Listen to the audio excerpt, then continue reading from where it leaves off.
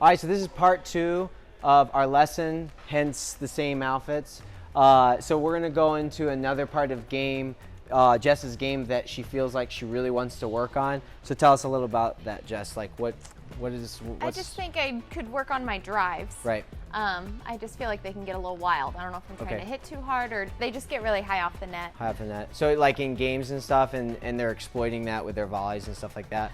What do you see?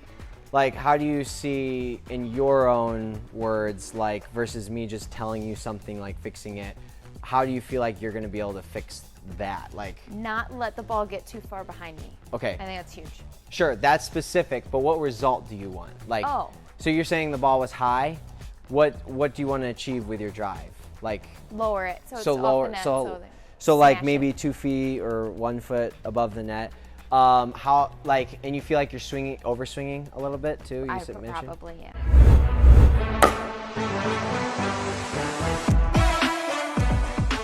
So what I'm gonna do first, let's go back. I'm gonna be at the kitchen line, you're gonna be at the baseline. I'm gonna feed a couple balls to you. You're just gonna drive to me, and you're gonna try to work that zone, okay?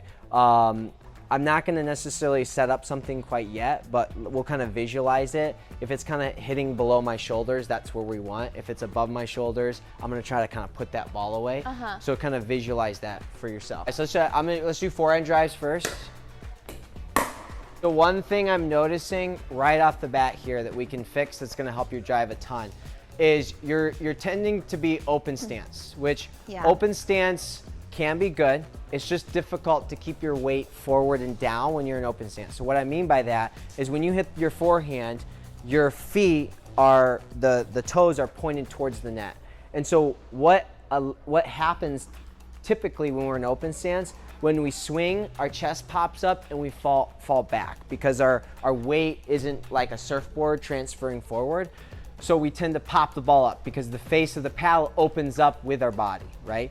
So what I want you to do is I want you to transfer your weight with the other foot. So I want you to step with your left foot into the ball and then keep your head and your weight forward into your drive, okay? That's gonna allow the ball to stay a little bit lower instead of opening that paddle and popping it up, right? Okay. That's a good drive. Go, step forward. Yes, that's a great drive. That felt better, yeah. Nice, step forward. Feels less awkward. Get in position, keep the weight forward. Don't pop up there, that's okay. Here we go. Step forward. Excellent, that's a great drive. Again, get low with it, yep, get low with it. Yep, stay forward. Excellent, so those are great shots. You're staying nice and low, about 2 feet over the net. I think that's gonna help, especially with your height problem, as well as controlling the paddle face, right? So a lot of times when the ball's going high, it's strictly the reason is the paddle face is open. So you're gonna wanna control that swinging through, but that will help keeping your weight forward and down, okay? How is your placement? I noticed a couple times you're hitting away from me. Are we placing the ball well, especially on return a serve and things like that? Yeah, I don't know. I mean, probably not. Okay, because place, I like to stay in the progression, right? The progression of pickleball, I call it. You start with consistency, just getting the ball in play, right?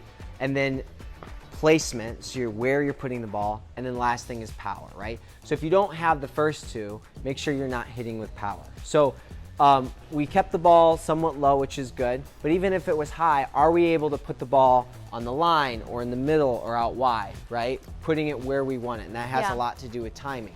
So I want you to be able to do that before you're thinking about, swinging incredibly hard, right? So what I'm gonna do for that is I'm gonna place a yellow, blue, and red dot, okay?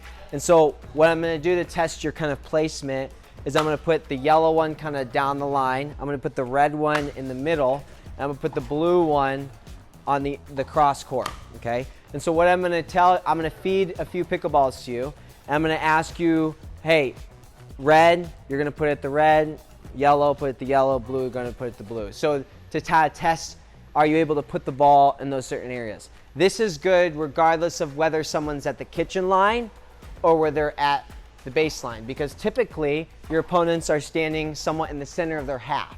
So whether I'm here, you're making me move to the red or the yellow, or if I'm the partner, blue to red, okay? And so in the same way, even if us two are at the kitchen line, you're aiming for those colors, it's still gonna be the same thing. I'm still gonna have to move, which you're gonna create pop-ups, you're gonna create mishits than if a ball was right to me and I can just smack. Yeah. So regardless of whether your opponents are back or forward, these are great spots to try to hit, right? Real quick, there's still 83% of you who are not subscribed to the channel. Be sure to subscribe so you don't miss a video.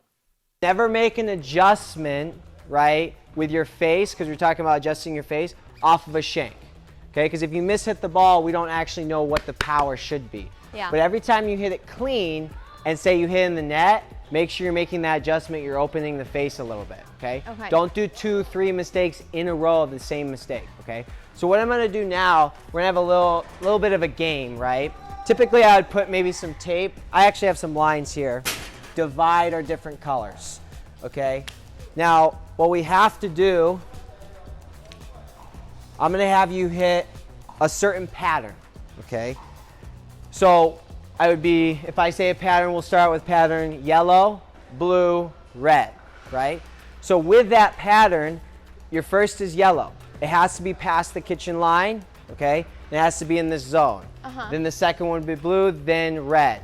If you miss any in the progression, you go back to the original color. Okay. So say you hit yellow and then you miss blue, you go back to yellow. Okay. So this is something that you can do.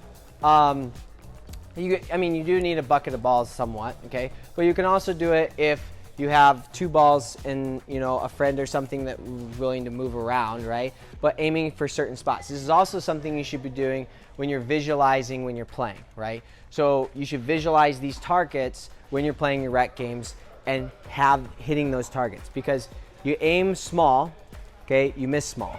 So if you're aiming for these certain spots and you miss these spots, we're still getting it in the court. But if you're aiming for the entire court, we miss that, it's out, okay? So make sure that you're visualizing these zones so that you can also test your ability to actually do what you're trying to do, right? Because if I always tell people, even when I'm giving them lessons, right? If you're just if you hit an amazing shot, or you know, you hit like right down the line, or you dip one at my feet or whatever, and you weren't trying to do it, that's luck, right? So make sure that you're trying, it's skill. When it becomes skill, you're actually doing what you're trying to do. And that's the best feeling too, okay? Awesome job. Thank you.